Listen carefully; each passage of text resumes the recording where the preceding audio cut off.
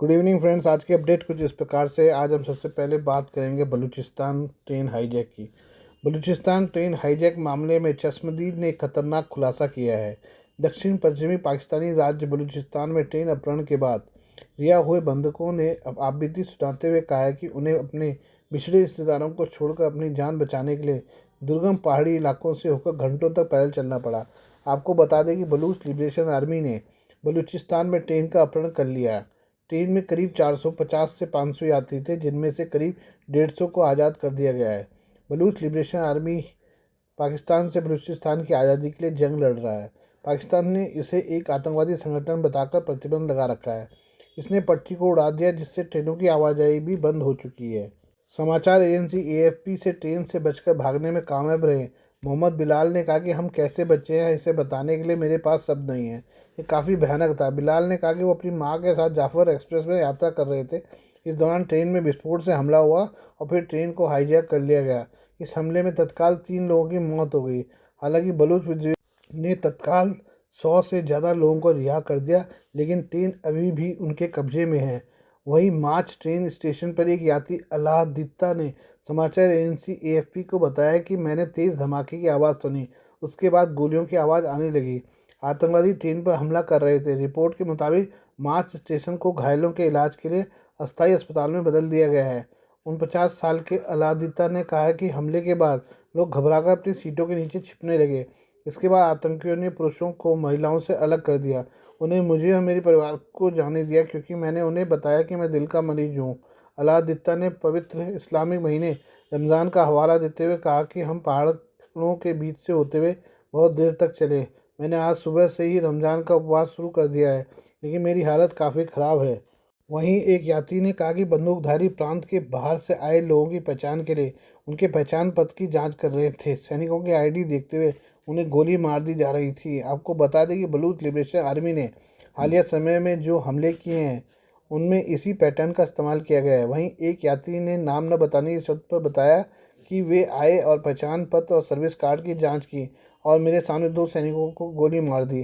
बाकी 4 को अपने साथ ले गए। मुझे नहीं पता कि उन्हें कहाँ ले गए।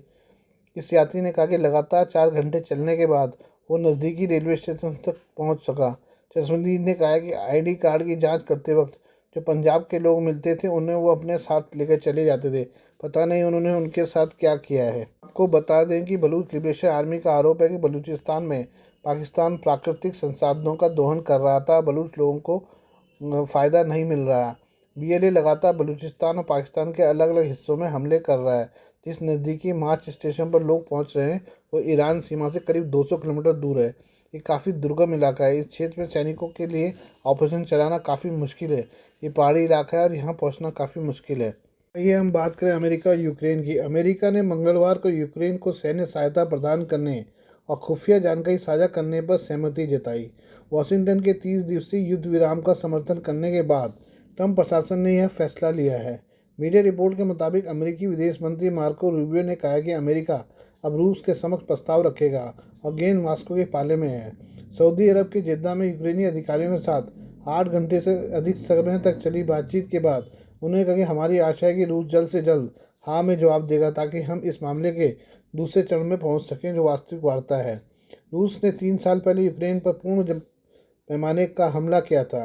मौजूदा हालत ये है कि रूस लगातार आगे बढ़ रहा है और अब तक यूक्रेन के लगभग 5वें हिस्से पर कब्जा कर चुका है, जिसमें क्रीमिया भी शामिल है, जिसे उसने 2014 में अपने साथ मिला लिया था।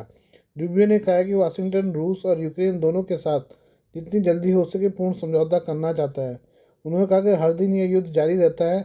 इस संघर्ष के दोनों पक्षों के लोग मरते हैं, घायल होते हैं। इससे पहले रूसी राष्ट्रपति व्लादिमीर पुतिन कह चुके हैं कि वे शांति समझौते पर चर्चा करने के लिए तैयार हैं, लेकिन उन्होंने और उनके राजनयिकों ने बार बार कहा कि वे युद्ध विराम के खिलाफ हैं। इसकी जगह ऐसा समझौता चाहते हैं जो रूस की दीर्घकालिक सुरक्षा की रक्षा करे। पुतिन ने 20 जनवरी को अपनी सुरक्षा परिषद को बताया कि कोई अल्पकालिक युद्ध विराम नहीं होना चाहिए, न ही संघर्ष को जारी रखने के उद्देश्य से सेनाओं को फिर से संगठित करने और पुनः सशस्त्रीकरण के लिए किसी प्रकार की राहत होनी चाहिए, बल्कि दीर्घकालिक शांति होनी चाहिए। उन्होंने क्षेत्रीय रियायतों से भी इनकार किया और कहा कि यूक्रेन को रूस के नियंत्रण वाले 4 यूक्रेनी क्षेत्रों से पूरी तरह से हट जाना चाहिए। मीडिया रिपोर्ट्स के मुताबिक एक प्रभावशाली रूसी सांसद ने बुधवार को कहा कि समझौते की आवश्यकता की पूरी समझ के साथ कोई भी समझौता, लेकिन हमारी शर्तों पर, अमेरिकी शर्तों पर नहीं। आइए हम बात करें बांग्लादेश की। इकोनॉमिक टाइम्स की रिपोर्ट में दावा किया गया था बांग्लादेश की सेना के अंदर विद्रोह की लपटें उठ रही हैं। रिपोर्ट में कहा गया कि भारत विरोधी जमात इस्लामी ने पाकिस्तान समर्थक लेफ्टिनेंट जनरल फैजुर रहमान और अन्य जनरलों के साथ मिलकर मौजूदा आर्मी चीफ जनरल वकार उज़्ज़मान को उनके पद से हटाने की साजिश रची थी। इस रिपोर्ट में कहा गया कि सेना के अंदर अधिकारियों से पर्याप्त समर्थन नहीं मिलने के बाद इस प्लान को रद्द कर दिया गया, लेकिन बांग्लादेश की सेना ने एक बयान जारी करते हुए इस रिपोर्ट को निराधार बताया है। बांग्लादेश की inter service public relation directorate यानी ISPR ने मंगलवार को इस रिपोर्ट पर प्रतिक्रिया देते हुए इसे चिंताजनक बताया है। इसके अलावा इसने इस रिपोर्ट पर अपना विरोध भी दर्ज कराया है। ET की रिपोर्ट में यह भी दावा किया गया था कि लेफ्टिनेंट जनरल रहमान ने बांग्लादेश में राजनीतिक अस्थिरता के बीच तख्तापलट की आशंका के बीच अपनी ताकत को परखने के लिए सेना मुख्यालय में एक बैठक बुलाई थी।